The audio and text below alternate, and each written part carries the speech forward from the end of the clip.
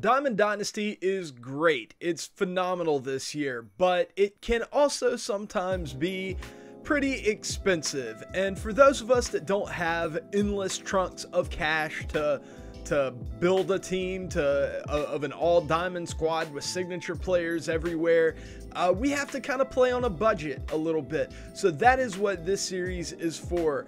I'm going to be telling you guys how to build beast budget teams for less than a certain amount of stubs. And in this video, we're going to be talking about an all silver team, a team made up of all silvers that you can get for less than 35,000 stubs that I think will make you at least a competitive player in ranked seasons. I think all of these players are viable, and especially with Inside Edge, they can even be great for your Diamond Dynasty team. So let's go ahead and get into it. Okay, probably the toughest part about building a budget silver squad is the pitching. There's just not a ton of great pitchers that are gold or that are less than a gold level player, but there are a few that I think can get the job done for you. And the first guy that we're going to talk about is Tony Cingrani. This is probably the best of all the pitchers that I'll be talking about because he has great speed differentials on his fastball to curveball and slider. That slider really should be nasty against left-handed hitters. And he also has a serviceable changeup and 80+ per nines hit and K per nine. You might not be able to control him all that well, but he is very, very good. The next guy is another lefty, Robbie Ray. Great K per nine, serviceable hit per nine. He's got some solid velo and some great break on that slider and curveball. Only issue with this guy is no changeup, so you might want to think about that. Next up, we have the righty, Jack Flaherty. Yeah, great hit and K per nine for a silver, 80+ versus hit and K per nine. He has solid velo, 94 on his fastball. He has a nice big knuckle curve and a serviceable slider to go along with it that has a ton of break on it. Now, once again, the only issue with this card is that he doesn't have a changeup. But with these silver cards, you got to kind of take what you get. And if I have to pick between the per nines and the changeup, I'm gonna usually go with the per nines, especially in this year's game where the changeup seems to be less effective than it has been in the past. Once again, we have another changeup-less guy, but a guy with great stuff nonetheless. The 76 overall Garrett Richards. This guy has a slider as his primary pitch, so you can spam that thing all you want and it will eat righties up. He also throws incredibly hard, 96+ on his fastball, and his per nines aren't terrible. He's got 72, 75. They're pretty solid, so your opponent's PCI isn't just going to be enormous whenever you're facing this guy. He's a guy that man, if he had a changeup, he would be really way up there. I would even put him with some golds, but the lack of a changeup could be a little scary for you, just like with the other three pitchers, but I think you can make it. I really do. And then finally, we have a real budget guy, the 76 overall Matt Strom. I wasn't even aware of this card, and he doesn't have a lot of stamina, so you're probably going to have to dig into your bullpen when using this guy, but he does have really good hit and K per nine for a 76 overall. He has good stuff. He throws 93. He has good speed differential on that curveball. He has a solid changeup and a solid slider to go with it. And he's another lefty. I think that it may be kind of important if you're building a budget squad to kind of have a good bit of lefties in your rotation, just because that's a good way to neutralize some of those really beast diamond left-handed hitters, like the Ted Williamses or guys like that can really hit. If you use a lefty, you may be able to get by them.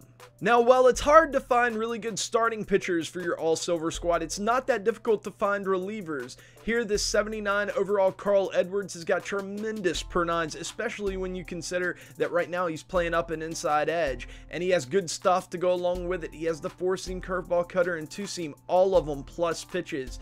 Throws hard. He also has kind of a quirky delivery that's hard to pick up, so I like everything about this card. He's really dominating, especially against right-handed pitching, and if you face a lefty, you can really throw that cutter and get it to bite in on him. It's very tough to hit, especially with that delivery. Next up is the 79 overall Nate Jones, and this is kind of a favorite of mine, even though he does have one major flaw, and that flaw is that sometimes he can kind of tip his pitches whenever he goes into his windup, or at least he has been doing that in the past.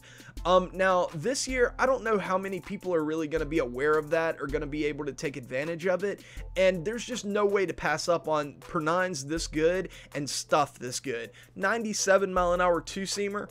93-mile-an-hour sinker to go with a primary pitch that's a slider and a changeup for, you know, if you have to face a lefty or something like that. This card is probably the best silver in all this entire list that I'm going to be talking about if he didn't tip his pitches. Every now and then you're going to run into a guy that picks up on that. You might not be able to use him for very long, but if a guy isn't picking up on that, then this card is going to be dominant for you. You're definitely going to need a few lefties in there, and there is none better than the 79 overall Chris Sale.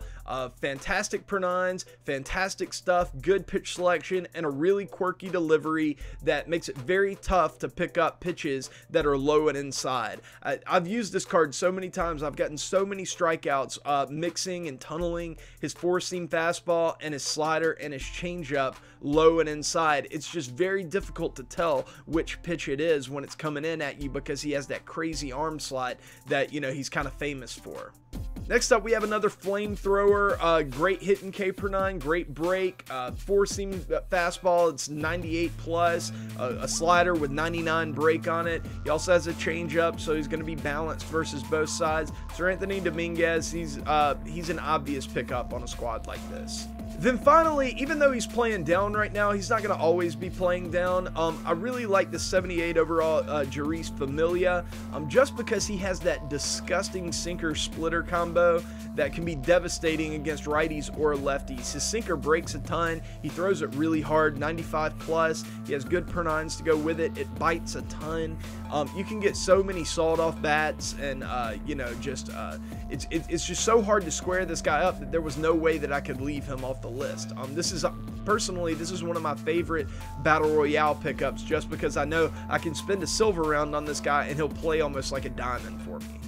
And then finally, we have to get a couple of lefties, and you have a couple options here. You can either go to the Cincinnati Reds Team Affinity program and do the first exchange to get that done and get the 78 overall Aroldis Chapman, who is almost just as good as his diamond version, except there are small differences between them, but he's still a very good lefty reliever. Or you could just buy directly. You could go ahead and get this Tony Watson and the Zach Britton, two left-handed sinker ballers that are kind of sort of loogies, but especially the Tony Watson, he can go against both sides because he does have that changeup, but the Zach Britton is definitely going to be more of a loogie. I would not recommend using this guy against right-handed hitters, just because every time I've faced him as a righty, I tend to hit him pretty hard, but as a lefty, he can be lethal. Okay, now moving on to the fun part, we're getting to the lineup. At catcher, I have the 78 overall Gary Sanchez, a ton of power.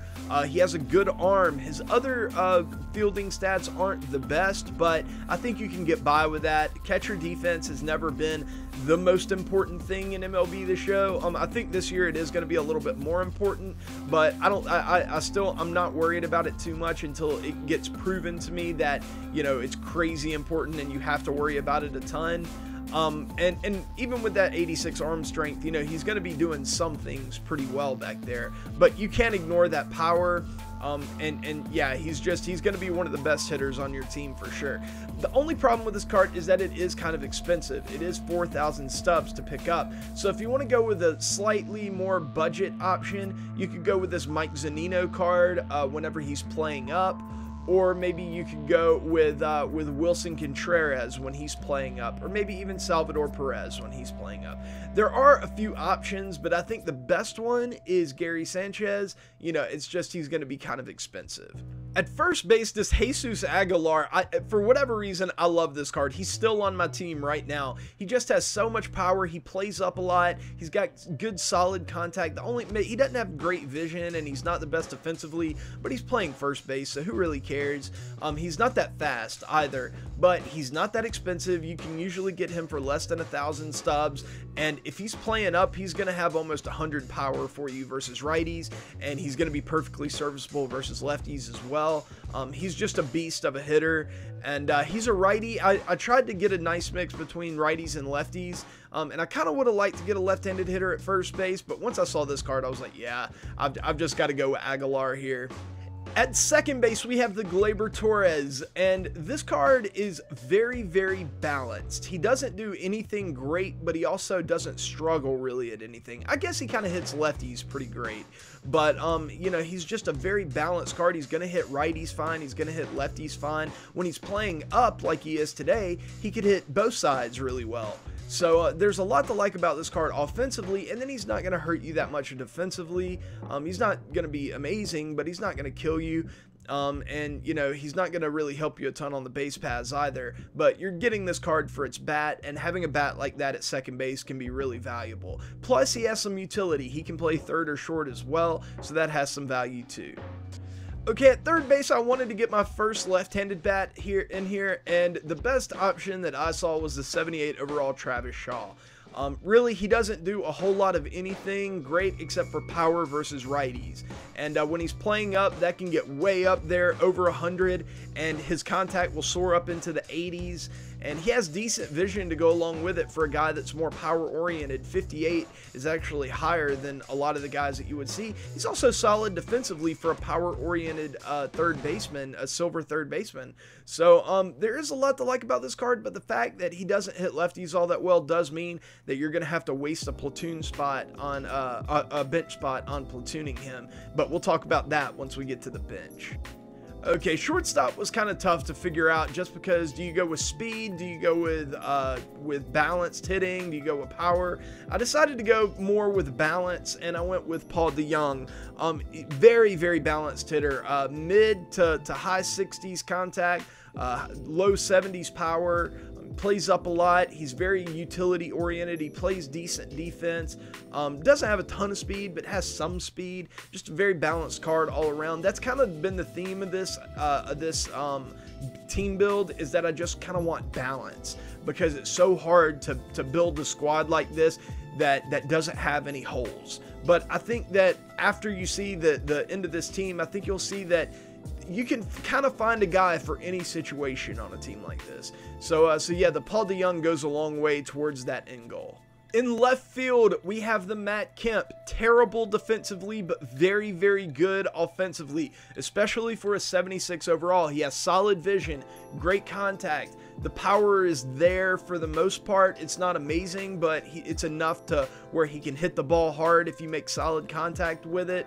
Not athletic, you know, he's not going to be great out in the field. You might want to get a defensive replacement on the bench for late game situations or something like that. But overall, it's hard to pass up on a bat like this. Center field was very tough. There really aren't that many good options. I thought about going with a really speedy guy, but I decided to kind of leave that for the bench, and I decided to just go with more offense here. And this Odubel Herrera, I think, does a good job of that. 75, 63 right now while he's playing up against righties. Might have to find a platoon versus lefties, but I think you could get by with 75, 49. He has an accurate arm. It's actually surprising how slow this card is.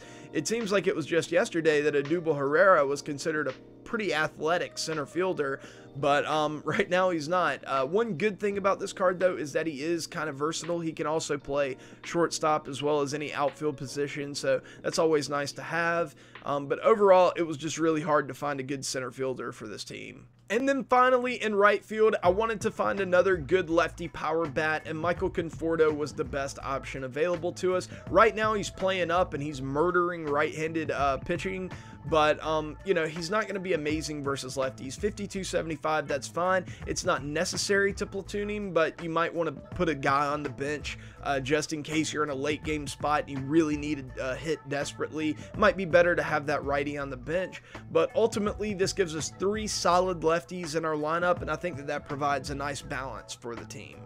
Okay, moving on to the bench, there was no way that I could leave off Jose Martinez. He is just too good offensively. He is going to probably end up being your primary pinch hitter just because he has so much good contact. He has enough power for it to be an issue. The only thing this card doesn't do is field at all. He's terrible out in the field. So, you know, it was hard to stick him in the starting lineup whenever he was that bad. So I just decided to put him on the bench and, you know, make him be like a pinch hitter.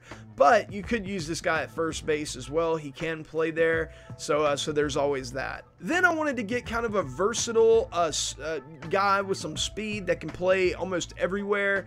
And so I decided to go with the 76 overall Chris Taylor. And it's just kind of a bonus that this card tends to be very balanced versus both sides. He's not a great hitter, but he's a good hitter. He's not bad defensively. He's got some speed, like I said. And he can play anywhere. That's great. This is a very valuable card to have on your bench. It makes substitutions and lineup construction a lot easier to have a guy like this. Then I wanted to get some left-handed power for pinch hit situations, or maybe even, I don't know, maybe you want to start this guy, but I had to put Kyle Schwarber on the team. Now, I know a lot of you guys are going to say, why not Joey Gallo? Joey Gallo is unreal, and you're right, he is, but he's also 4,000 stubs. And against righties anyway, this Kyle Schwarber is largely, you know, he's a very similar hitter. So yeah, go with the Kyle Schwarber. He's much cheaper, and I think you'll get a lot of the same things out of him. I also needed a platoon for Travis Shaw, and I decided to kill two birds with one stone. I decided to get another switch hitting utility man in Johan Camargo that also hits lefties really well. So you can platoon him with Travis Shaw, but he's also a utility guy, and he can hit righties okay, especially when he's playing up like this. So you can, you know, maybe you can start this guy. Maybe you can bring him in for one of your other infielders if you feel so inclined. When he's playing up, this card is going to be very valuable. But when he's not, you still have that 84-65 versus lefties to sub in for Travis Shaw. So yeah, there's a lot to like about this card. He also has solid vision. He's a good defender. He should have better fielding because Camargo at third base is an elite defender. But anyways, moving on to the final bench spot. Okay, right here I'm going to give you guys a choice. I'm going to let you go with either power or speed, and it's going to cost you a few stubs. First off, we have the Max Muncy. Left-handed, huge power versus both sides, balanced left-handed hitter, which is actually kind of tough to find, and he also has some utility at second and third, which is very valuable, as I've said many times. So you could go with him, and you may even want to end up starting him at one of those three positions just because he's such a good hitter. Or you could go the speed route, and you could go with someone like Billy Hamilton or Byron Buxton or Harrison Bader. And the benefits of this is that this team, the team build doesn't have a lot of speed, and there are a lot of situations in Diamond Dynasty where you would really, really like to have a speedy pinch runner guy to come on and steal bases for you, because it can create a run like that. And sometimes one run is all you need to tie the game. So I'm going to leave the last spot up to you guys, Max Muncy or Billy Hamilton. I think both have a lot of benefits to bring to this team. I would probably go with Hamilton just because, you know, I like to at least have that option on the bench if I can. And he could come in as a defensive replacement for one of those outfielders because, you know, we're not going to be the best in the outfield defensively because we kind of sold out for offense. So he could serve that purpose as well. Anyways, guys, that is going to do it for the all silver budget team. I hope you guys enjoyed this video. I'll be coming out with a gameplay video a little bit later on in the day, so stay tuned for that. Anyways, I love you guys. I will see you guys tomorrow or later today, but until then, peace.